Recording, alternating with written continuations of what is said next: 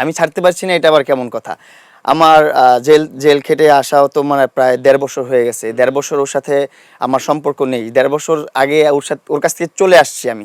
আমি যেভাবে ছিলাম আমি সেভাবেই আছি, সেই মেন্টালিটিতেই আছি। তার সাথে আমি মৃত্যুর আগ পর্যন্ত জড়াবো না। এতে যদি আমার জেল ফাঁসি হয় হোক, যা মন চায় তা হোক। দেখেন এখানে আমার ২ টা অপশন ছিল, কিন্তু এক হচ্ছে তার সাথে থাকলে আমার কোনো ঝামেলা নাই। আরেকটা হচ্ছে তার সাথে তাকে ৯০ লক্ষ টাকা দিলে কোনো ঝামেলা নাই। তো ৯০ লক্ষ টাকা দিতে পারতেছিলাম না আমি এক।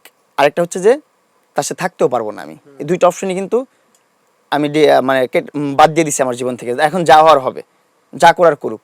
এর আগেও বলার পর এর আগেও বলছি, বলার পর আমি কি রিলেশনে গেছি এরপর আর আমার আমার আমার মধ্যে থেকে বা আমার সাইড থেকে ১.৫ বছরে একটা কন্ট্রোভার্সিয়াল কোনো পোস্ট দেখছেন, কোনো ধরনের অশ্লীল পোস্ট দেখছেন, আপনি দেখবেন ওর সাথে যখন মিউচুয়াল আন্ডারস্ট্যান্ডিংয়ে গেছি, তারপর আমরা যখন কোনো ব্র্যান্ডে যাচ্ছি, কোনো গ্র্যান্ড ওপেনিংয়ে যাচ্ছি, কোনো সব প্রমোশনে যাচ্ছি, তখন আমার হাত ধরতে চাচ্ছে বা আমাকে টাচ করতে চাচ্ছে, আমি ধরতে দিচ্ছি না, আমি দূরে সরে যাচ্ছি। কারণ তার সাথে আমার ওই রিলেশনটা নাই তো। তার সাথে কোলাবোরেশন পার্টনারের মতো থাকবে, সে আমার হাত ধরে টানাটানি করবে কেন? সে কি আমাকে অর্ধাঙ্গিনী? সে কি আমার গার্লফ্রেন্ড?